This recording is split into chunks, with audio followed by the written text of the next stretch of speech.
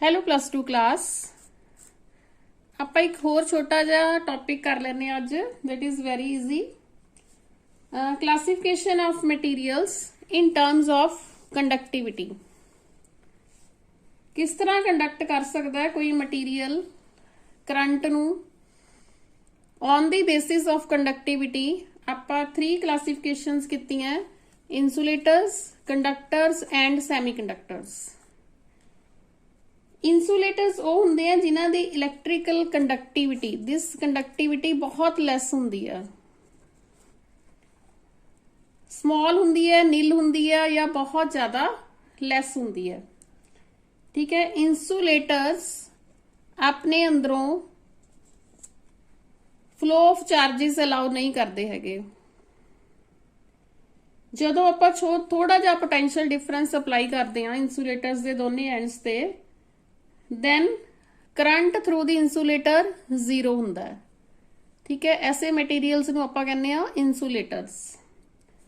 Conductors जिन्हां दी conductivity very high होंदी है, जे आपां थोड़ा जिहा पोटेंशियल डिफरेंस अप्लाई करदे आ then इन्हां विच स्ट्रॉन्ग करंट पास ऑन होंदा है, चार्जिस नूं बड़ी ईजिली कंडक्ट कर लैंदे आ अपने थ्रू ये। एंड सुपर कंडक्टर्स भी होंगे हैं। एक सुपर कंडक्टर्स वो होंगे हैं जिन्हां दी इलैक्ट्रिकल कंडक्टिविटी इनफिनिट होंगी है। ठीक है, सुपर कंडक्टर्स जिन्हां दी इलैक्ट्रिकल कंडक्टिविटी इनफिनिट होंगी है।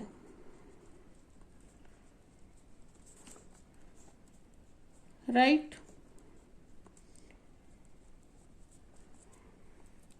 एंड इन्हां दी रेजिस्टिविटी जीरो होंदी है। Resistivity is rho that will be equal to zero.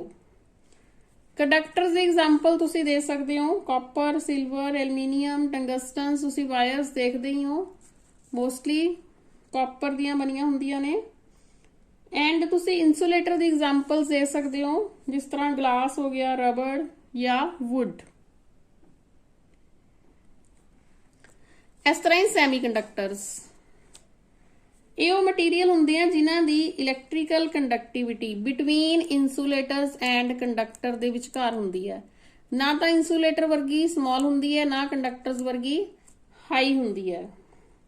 ठीक है, मतलब सैमीकंडक्टर्स चार्जिस तो कंडक्ट कर सकते हैं बट इन्नी ईजली नहीं जिन्नी ईजली कंडक्टर चार्जिस नूं अपने विचों पास थ्रू होण दिंदे हैं। ठीक है, जदों आपां स्मॉल पोटेंशियल डिफरेंस अप्लाई करते हैं सैमीकंडक्टर के दोनों एंड्स ते दैन एक वीक जिहा करंट फ्लो करता है। तुसी देखोगे एमीटर नाल देख सकोगे कि वीक करंट फ्लो करता है। ठीक है, सैमीकंडक्टर दे विच करंट फ्लो करता किवें है, होल्स ते इलैक्ट्रॉन्स नाल। होल्स एंड इलैक्ट्रॉन्स करके सैमीकंडक्टर दे विच करंट फ्लो करता है। ठीक है, इस दी एग्जांपल्स हैं सैमीकंडक्टर्स दी, जर्मीनियम हो गया, सिलिकॉन हो गया, दिस ये दोनों मोस्ट कॉमन एग्जांपल्स हैं। ठीक है, उस तो अगला अपना टॉपिक है effect of temperature on resistance. Metallic conductor दे आपां रेजिस्टेंस की एक वैल्यू फाइंड आउट की सीगी, that was equal to m upon n into e square into tau into l upon a। ठीक है, तुहानूं याद होएगा यह आपां एक वैल्यू फाइंड आउट की सीगी। कंडक्टर दे विच रेजिस्टेंस किहदे डायरैक्टली प्रोपोर्शनल हुंदा है, 1 अपॉन टॉ दे। टॉ की है रिलैक्सेशन टाइम है। जदों आपां मैटल कंडक्टर दा टैंपरेचर रेज कर दिंने आ, ठीक है, टैंपरेचर आपां रेज करता, दैन नंबर डेंसिटी मतलब इलैक्ट्रॉन्स की नंबर डेंसिटी इन्नी ज़्यादा होते तो कोई फर्क नहीं बनता हैगा, बट मैटल दे विच ਜਿਹੜੇ ਆਇਨਸ ਜਾਂ ਐਟਮਸ ਹੁੰਦੇ ਆ, ਸਪੋਜ਼ ਕਰੋ ਆਪਣੇ ਕੋਲ ਕੰਡਕਟਰ ਹੈ, ਇਹਦੇ ਵਿੱਚ ਆਇਨਸ ਹੈ, ਇਲੈਕਟ੍रॉन्स ਹੈ ਆਪਣੇ ਕੋਲੇ, ਠੀਕ ਹੈ। ਮੈਟਲਸ ਦੇ ਵਿੱਚ ਐਟਮਸ ਹੈ, ਉਹ ਕੀ ਕਰਦੇ ਆ, ਵਾਈਬ੍ਰੇਟ ਹੋਣਾ ਸ਼ੁਰੂ ਹੋ ਜਾਂਦੇ ਆ ਵਿਦ ਗ੍ਰੇਟਰ ਐਂਪਲੀਟਿਊड्स। मतलब इस तरह जल्दी जल्दी वाइब्रेट होना शुरू हो जाते हैं, ठीक है। इस करके इन्हां दी थर्मल एनर्जी इनक्रीज हो जाती है, ठीक है। टैंपरेचर इनक्रीज होया, थर्मल एनर्जी इनक्रीज होगी। क्यों हुई इनक्रीज? क्योंकि वो आयंस या एटम्स जल्दी जल्दी वाइब्रेट करने लग गए, ठीक है। इस थर्मल एनर्जी इनक्रीज होने नाल this get increased, frequency of collision increase हो जाती है, frequency of collision मतलब जल्दी जल्दी एक दूजे नाल collide करने लग जाते हैं, ठीक है। this also increase and ultimately की हुंदा है, पॉजिटिव एंड वाल कंडक्टर दे पॉजिटिव एंड वाल सपोज करो ये जा रहे हैं, ठीक है। इन्हां दी ड्रिफ्टिंग भी इनक्रीज हो जाती है, ठीक है। This also increase. ਇਹਦੇ ਨਾਲ ਕੀ ਹੁੰਦਾ ਹੈ, ਟॉ ਜਿਹੜਾ ਰਿਲੈਕਸੇਸ਼ਨ ਟਾਈਮ ਹੈ ਉਹ डिक्रीज हो जाता है, ड्रिफ्टिंग इनक्रीज होगी, फ्रीक्वेंसी ऑफ कोलिजन इनक्रीज हो गया, टॉ डिक्रीज हो जाएगा, relaxation time between two collision decrease हो जाएगा, ठीक है। सो आपां की कह रहे हैं कि value of electrical resistance R increase with increase in of temperature, ठीक है। आर इनक्रीज हो रहा है क्योंकि टेम्परेचर इनक्रीज हो रहा है।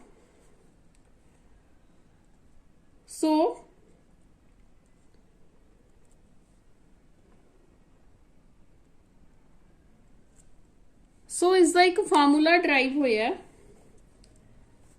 The resistance R T of the conductor at temperature T degree C, ठीक है, that is equal to R naught 1 plus alpha T plus beta T square. हुण इस अल्फा ते बीटा कांस्टेंट है, R नॉट कंडक्टर दा resistance है at 0 degree C, 0 degree temperature ते conductor दा रेजिस्टेंस हुंदा है R नॉट। अल्फा ते बीटा दी वैल्यू हरेक मैटल लई डिफरेंट होएगी। जे टेम्परेचर T डिग्री C, जिस टेम्परेचर ते आपां रेजिस्टेंस RT दी गल कर रहे हां, इन्ना लार्ज नहीं हो सकता हैगा क्योंकि प्रैक्टिकली केसिस दे विच आपां इन्ना लार्ज नहीं कर सकते टेम्परेचर। दैन आपां इस इक्वेशन नूं होर सिंपलीफाई कर सकते हैं, that will be equal to RT is R naught 1 plus alpha into T, ठीक है। इस आपां RT दी वैल्यू R नॉट नूं आपां अंदर मल्टीप्लाई कर दिंदे आ, R naught plus R naught alpha T। इस चों आपां अल्फा दी वैल्यू कट सकते हैं, alpha is equal to RT minus R naught upon R naught into T। This alpha is called temperature coefficient of resistance. This alpha is called temperature coefficient of resistance, and this is equal to increase in time temperature। देखो increase हो रही है temperature, ये 0 degree C ते सीगा, यह किसी temperature ते है resistance, upon original resistance into rise of temperature.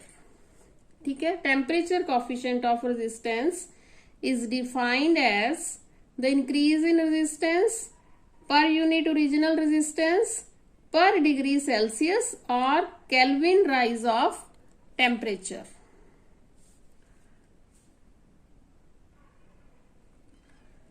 And जे आप सिल्वर और कॉपर वर्गी मैटल्स की गल करिए, ठीक है, then value of alpha is positive, मतलब resistance of metal increases with rise in temperature. ठीक है, सिल्वर ते कॉपर दे केस च अल्फा दी वैल्यू पॉजिटिव हुंदी है, मतलब resistance of metal increase with rise in temperature. And unit of alpha की हुंदा है, दैट इज पर केल्विन या पर डिग्री सी। इंसुलेटर्स ते सैमीकंडक्टर्स लई अल्फा नेगेटिव हुंदा है for insulators and semiconductors.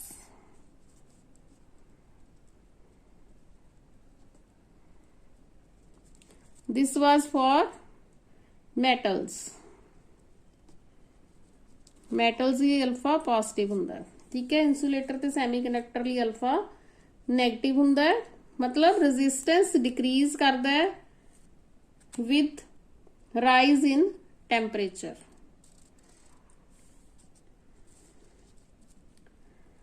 so alpha temperature coefficient है resistance of a conductor at 0 degree C। ले लेना एक बारी आपां, दूसरी बार लेना है R1 at temperature T1 degree C and R2 at T2 degree C। then R1 the value की होएगी, R1 will be equal to R0।